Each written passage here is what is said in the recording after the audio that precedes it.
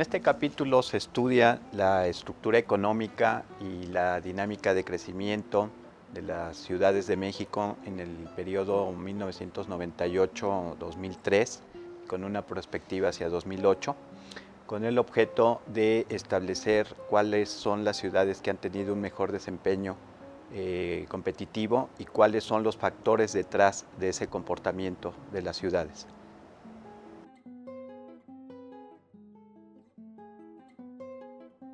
Bueno, competitividad es un término que cada vez lo escuchamos más. Inicia en la literatura de las empresas, y la competitividad territorial o la competitividad urbana podríamos entender como la capacidad de las ciudades para atraer inversiones productivas, y que estas inversiones productivas se traducen en generación de empleos, aumento en la calidad de vida de la población.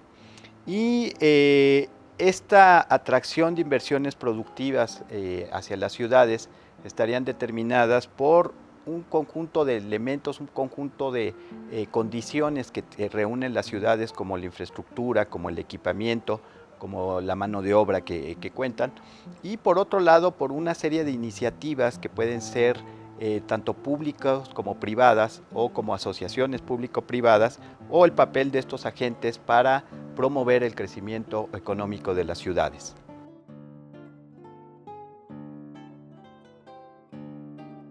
Bueno, México ha experimentado desde la década de los 80 un cambio significativo en términos de su estructura económica, de su crecimiento y de la localización de las actividades económicas en el territorio.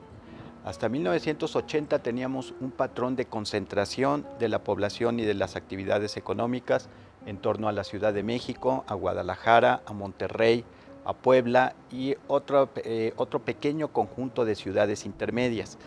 A partir de la década de los 80, derivado por un lado de un cambio en el modelo de crecimiento económico hacia la apertura comercial, y por otro lado vinculado a problemas del tamaño de estas grandes metrópolis, sobre todo de la Ciudad de México, empezamos a ver un proceso de descentralización y de dispersión de la población y de las actividades económicas. Entonces, en este contexto de apertura comercial y de descentralización de las actividades económicas, ha habido algunas ciudades que han sido más receptivas para la nueva producción manufacturera vinculada a la importación de insumos, procesamiento y exportación de bienes, o de actividades vinculadas al sector terciario, a los servicios, pero no los servicios tradicionales al consumidor, sino una serie de servicios que la literatura se denominan servicios de orden superior, o servicios principalmente a las empresas, o servicios financieros, servicios profesionales, servicios técnicos.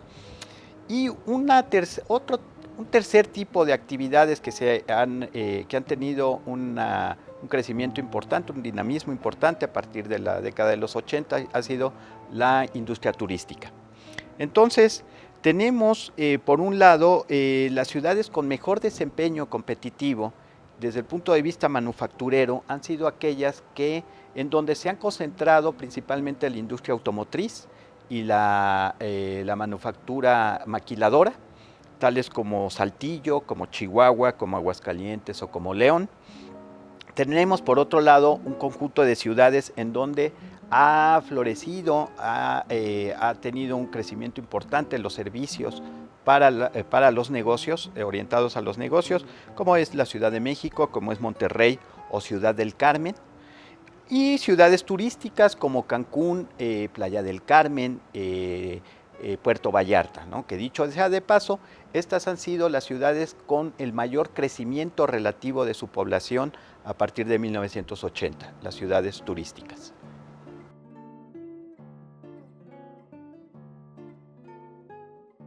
Bueno, este cambio que ha tenido México en su estructura económica también ha estado a la par de un lento crecimiento. Tenemos un crecimiento económico, por ejemplo, que fue en la década de los 70, que llegó al orden del 8% anual promedio, y desde 1980 a duras penas se llega en un año a crecer al 4%, es decir, a la mitad de lo que estábamos creciendo hasta la década de los 70. ¿Sí? Entonces, México, ese lento crecimiento económico ha estado determinado por en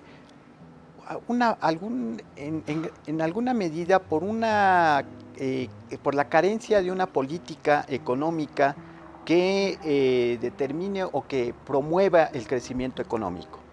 Entonces, definitivamente creo que uno de los elementos que necesita el país es la formulación y la implementación de una política industrial, que atienda fundamentalmente tres elementos. Por un lado, elevar la productividad o la eficiencia de las empresas, el mejor uso de sus factores productivos, eficientar el proceso productivo. Por otro lado, la consecución y la restauración de cadenas productivas.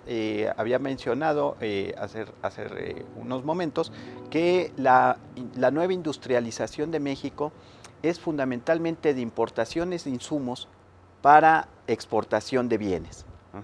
Entonces, esa importación de insumos ha repercutido en el rompimiento de cadenas productivas en el espacio y en los sectores, ¿sí? Entonces, esta política industrial debería retomar o restablecer esas cadenas productivas de tal manera que se utilice una mayor cantidad de insumos nacionales que tengan mayor contenido, mayor valor agregado, las exportaciones. Y por otro lado, que esto tiene que ver mucho con el gobierno federal, con los gobiernos locales, con las reformas que se están en estos momentos hablando, es sobre el papel de la inversión física o la inversión pública que se debe dar para la creación de infraestructura, para la creación de equipamiento, que ha sido uno de los renglones que más han sido golpeados, han sido lastimados dentro de las finanzas públicas del país. ¿Sí? Se ha optado por atender otros sectores, otros elementos, otras partidas del gasto público, pero no ha sido suficiente la inversión pública en infraestructura y en equipamiento. Entonces es necesario también tener una visión integral y de largo plazo para la creación de esta infraestructura. Entonces estos tres elementos, la eficiencia de las empresas, esta política industrial para las cadenas productivas y la infraestructura, la creación de inversión física, tendrá repercusiones en el espacio en términos de cuál sería el propósito fundamental, la generación de empleos, pero no cualquier empleo, sino los empleos formales, que a su vez repercutan en un incremento en el ingreso real de la población, ¿sí? Y esto implicaría entonces atender a el mercado interno, ¿sí? Más que depender de los ciclos económicos o de la suerte de Estados Unidos, que desgraciadamente si Estados Unidos crece, nosotros crecemos. ¿Por qué? Porque el 85% de nuestras exportaciones van para allá. Pero si Estados Unidos tiene un año de recesión o una cosa así, entonces nosotros vamos a la par de ese comportamiento, pero con altas y bajas mucho más pronunciadas que en ese país. Entonces es necesario también romper ese esquema, romper esa compatibilidad que se tiene con el ciclo económico norteamericano y establecer, como se tenía hasta antes de los 80, ¿sí? Un desarrollo endógeno o interno de la economía nacional y para el bienestar de la población del país.